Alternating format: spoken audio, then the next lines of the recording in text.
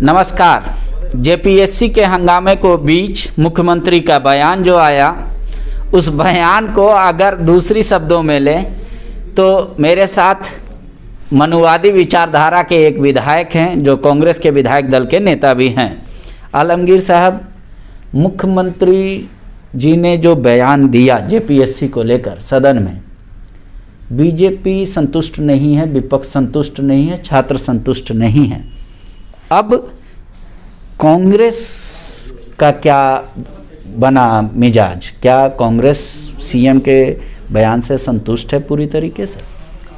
देखिए, हमारी सरकार चल रही है।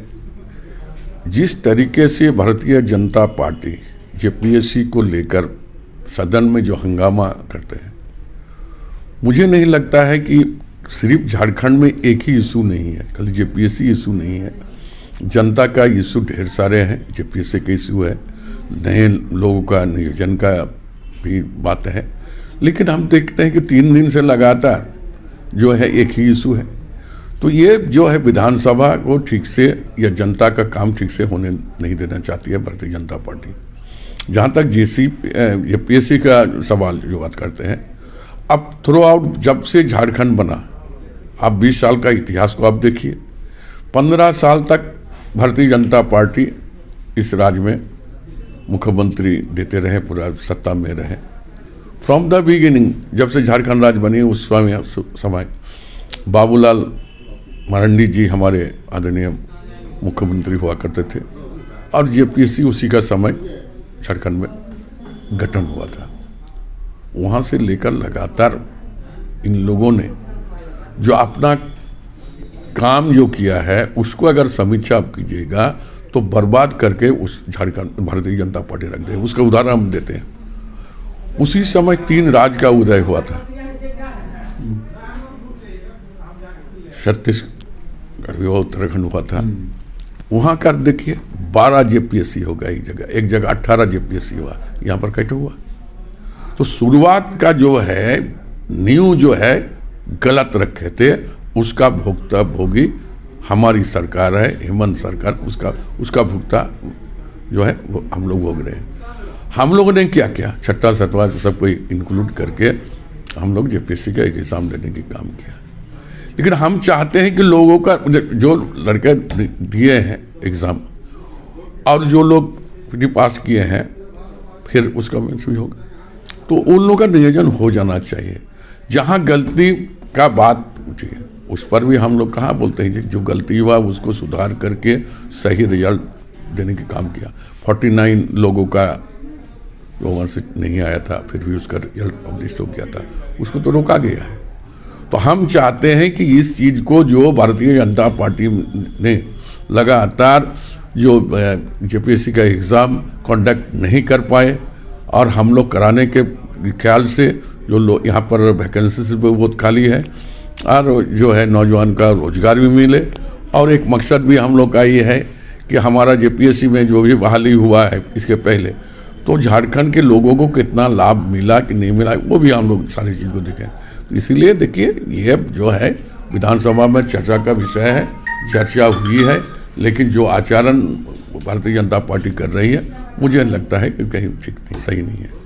सर, आप तो यही तर्क दे रहे हैं कि यहाँ बात हो रहा है टेक्निकली, आप दे रहे हैं आंसर पॉलिटिकली, मुख्यमंत्री भी पॉलिटिकली दे रहे हैं। छात्रों का ये मुद्दा है कि जब OMR शीट वेबसाइट पे डालने की बात है, आप डाल नहीं रहे हैं, तो आपको हम क्यों ना बोले कि आपके पास से 50,000 से अधिक या 2 लाख से अधिक छात्रों का है ही नहीं आंसर शीट, आप अपने मन से जिसको चाहा उसको जारी कर डालेगा। ये कहाँ बोला है? और पूरा उसका जांच भी हो रहा है, वो आप देखिए भी सब तो हो रहा है।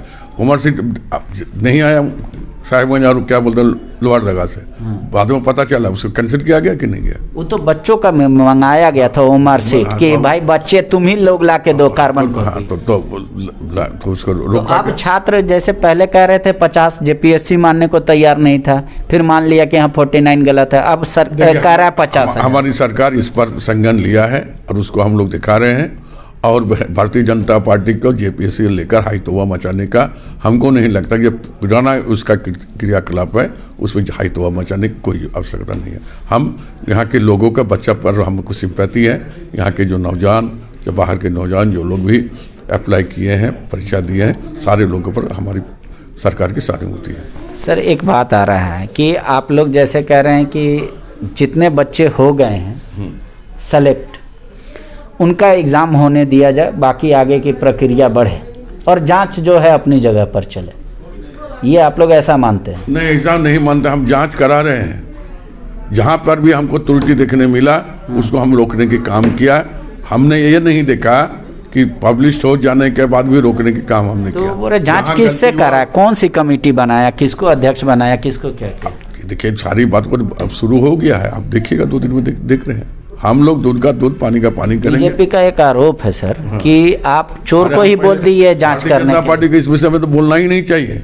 क्यों? क्योंकि वो पहले से चोर है। नहीं, पहले चोर का बात नहीं बोलते हैं, जो उन्होंने तो सब बोलते हैं ना कि घर का न्यू जैसे रखिएगा, बाद में वो घर जो है ना टलते रहता है। उस न्यू को हमको ठीक करना पड़ रहा है। भारतीय जनता पार्टी का रखा हुआ न्यू है और वो कमजोर इतना है जो उसको सुधारने में हमको समय लग रहा है। इसलिए हम यही कहना चाहेंगे कि हमारे जो सरकार ने जो काम किया है, जेपीएससी 3-4 को लेकर एक साथ कराया है, वो सबसे अच्छा काम कराया है। और जो कमी आ रहा है, जो त्रुटियां है, उसको देखकर सही डिसीजन हम लोग लेंगे। एक और बात आ रही है सर, लोबिंदा सीनियर विधायक हैं आप लोग कहे थे, वो कह रहे हैं कि पेशा कानून के तहत उन जगहों पर आपको नहीं कराना चाहिए इलेक्शन जहां पेशा इसकी इजाज़त नहीं देता। सरकार का तर्क है कि भाई पहले से जो हो रहा है वही हम कर रहे हैं, कुछ नया तो कर नहीं रहे हैं। तो अब क्या ये बयान लोबिंदा का व्यक्तिगत माना जाए? देखिए सरकार के पास विचाराधीन नहीं है, हाँ, और मुझे लगता है कि ये सरकार की सवाल नहीं है, नवीन जी का अपना सवाल है। सरकार के पास पैसा कानून का पंचायत नहीं होगा, ऐसा कोई विचाराधीन कोई भी अभी तक नहीं पड़ा हुआ है, इसलिए उनका अपनी विचार है। एक आखिरी सवाल ले लीजिए सर, अभी जो कुछ दिन पहले आया मीडिया में खबर कि आप लोग नाराज़ हो गए सरकार से किसी मुद्दे को लेकर, जेपीएससी का, 20 सूत्री का और इस तरीके से जो तमाम बातें, उसके बाद आप सीएम से भी मुलाकात की है, आपके साथ कार्यकारी अध्यक्ष भी थे, प्रदेश अध्यक्ष भी थे, क्या कुछ बात हुआ सर? और अब कितना कॉन्फिडेंस एक विधायक दल के नेता को लग रहा है सरकार पर? देखिए हमारा कभी भी नहीं, देखिए हम लोग हर एक चीज़ पर वार्ता करते हैं, विधायक से बैठकर भी वार्ता करते हैं, विचार विमर्श करते हैं। जहाँ कमी दिखाई देते हैं तो उसको लेकर हम लोग सीएम से भी मिलते हैं, और ये हमारा एक रूटीन माफिक काम होता है। गठबंधन की सरकार है और हमारा बहुत सारे चीज़ इशू जो है जो रूटीन माफिक होता है। तो हमारा एक इशू था बहुत पहले से, जो ओबीसी का आरक्षण दिया जाए। आप देखे होंगे कि 2 दिन पहले की बात, जो झारखंड मुक्ति मोर्चा का अधिवेशन चल रहा था, उसमें साफ तौर पर हमारे माननीय मुख्यमंत्री खुद कहे कि ओबीसी के 27% आरक्षण हमको देना होगा। हम लोग का भी वही इशू है, तो दोनों बात बन गई है। तो सारे जो चीज़ें हैं, जो भी उभर कर आता है उस संज्ञान में मिलता है। हम लोग विधायक से बात करके जो भी उनका कमी रहता है उसको दूर करने के लिए अपना स्तर से जहाँ तक होता है हम लोग करते हैं। अगर नहीं होता है तो माननीय मुख्यमंत्री से मिलते हैं, और हम लोग इसलिए कल मिले थे। और गठबंधन की सरकार चट्टान की तरह एक है, बाहर के अफवाह से कुछ नहीं होने वाला, चट्टान की तरह एक है। और हमारी सरकार अगले माने 3 साल जो बचा हुआ है वो हमारा तय करेगी सब। नहीं, विपक्ष का ये कहना आपको मजबूरी ने बांध रखा है, नहीं तो काम से आप लोग संतुष्ट नहीं, मजबूरी ऐसा कुछ नहीं है। हमारा अपना पार्टी है, हमारा अपनी संगठन है, कोई मजबूरी नहीं है। और कोई सीएम साहब ऐसा मजबूरी करके किसी को नहीं रखे हैं। हम लोग मिलजुल कर काम करते हैं, और झारखंड का जो भी विकास होगा, नाम आएगा हेमंत सोरेन के नेतृत्व में, गठबंधन की सरकार की काम आएगा, किसी व्यक्ति का नहीं। गठबंधन सरकार नेतृत्व, हेमंत सरकार जी का नेतृत्व में गठबंधन से काम आएगा, इसीलिए किसी भी इसमें सोचना ही नहीं चाहिए। सरकार के 2 साल पूरे होने वाले हैं, हाँ। सेल्फ असेसमेंट कीजिए, आप 100 में कितने नंबर देंगे एकदम ईमानदारी से? देखिए, अगर हमको कोई बोले 2-4 काम इस सरकार ने जो किया है, शायद झारखंड के लिए, पूरे देश के लिए इतिहास बनकर रह जाएगा। हमारी नई नई सरकार बनी थी और उस समय कोविड महामारी दिखाई दिया और पूरे देश प्रदेश में ये हो गया। हमारे पर कोई भी इंफ्रास्ट्रक्चर नहीं था जो लोगों को बेड दिलाएं, ज़्यादा हॉस्पिटल नहीं था। तो हम लोगों ने 1 साल में जो करके दिखाया, शायद पूरे हिंदुस्तान में बहुत ही कम जगह हम लोग ऐसा देखने को मिला। हर गांव तक हम लोग पहुंचने के काम किया, वहाँ के मरीजों को या वहाँ के जो पीड़ित थे उसके घर तक जाने के काम किया। और इतना होने के बावजूद भी कहीं पर सरकारी जो भी सप्लाई होता था, जो गरीब लोग था, जो लोग को पीडीएस की दुकान से माल, उसको भी हम लोग देने सुचारू रूप से काम किया। दूसरी बात क्या है कि हमारी सरकार ने एक नहीं कई ऐसा काम किया है जो हमेशा इतिहास साक्षी रहेगा। हमारे एक विभाग का नाम हम बोलते हैं बिरसा हरित ग्राम योजना। पहले भी प्लांटेशन आप देखे होंगे, आज लगाया कल खत्म, परसों लगाया उसके बाद दिन खत्म।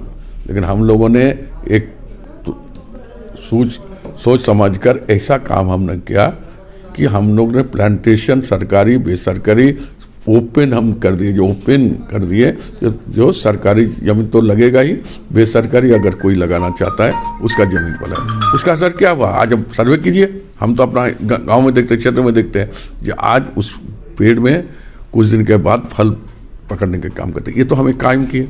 दूसरा, हमारे माननीय मुख्यमंत्री जी एक यूनिवर्सल पेंशन योजना का शुरुआत किया है, पूरे हिंदुस्तान में कहीं नहीं है। यहाँ तो बंधन से ढका हुआ था। 70 साल का बूढ़ी औरत हमारी विधानसभा में मेरे पास घूम रही थी, लेकिन उसका बीपीएल का ये चाहिए, उसका आय का सर्टिफिकेट चाहिए। हम लोग सारे चीज़ों को शिथिल करते हुए सभी को हम लोग जो है एक पेंशन देने के काम हम लोग किए। तो ये सारा ऐसा ही बहुत सारे काम है। हम लोगों ने जो यहाँ के गरीब लोग थे, जिसको बीपीएल, जिसको राशन कार्ड मिलना चाहिए था, उसको राशन कार्ड नहीं मिला था, सरकार ने 15 लाख लोगों को जोड़ने की काम किया है। तो एक नहीं अनेक काम किया है। और मुझे लगता है कि ये कोविड महामारी 1.5 साल गुजर जाने के बाद भी हमारी सरकार जो काम किया है वो हमारे अव्वल काम किया है। और जो बोलता है ना क्लास 1, क्लास 2, क्लास 3, तो हमारा नंबर वही होगा कि फर्स्ट डिवीज़न नंबर होगा। First division. शुक्रिया हमसे बातचीत करने के लिए। तो आलमगीर साहब मुख्यमंत्री से मिलने के बाद और जो सदन में मुख्यमंत्री ने जेपीएससी को लेकर अपना वक्तव्य दिया, उससे संतुष्ट काफ़ी नज़र आ रहे हैं और कह रहे हैं कि जेपीएससी की नींव ही रखने समय गलत हो गई थी। अब बिल्डिंग कितना भी अच्छा बनेगा, नींव हिल रहा है, तो थोड़ा वक्त और दीजिए। कह रहे हैं कि इस बात को लेकर हर दिन विवाद करने की ज़रूरत नहीं है। राज्य में और कई मुद्दे हैं, अगर विपक्ष चाहे तो उन मुद्दों को लेकर सामने आए, जेपीएससी का बहाना ना बनाए। शुक्रिया।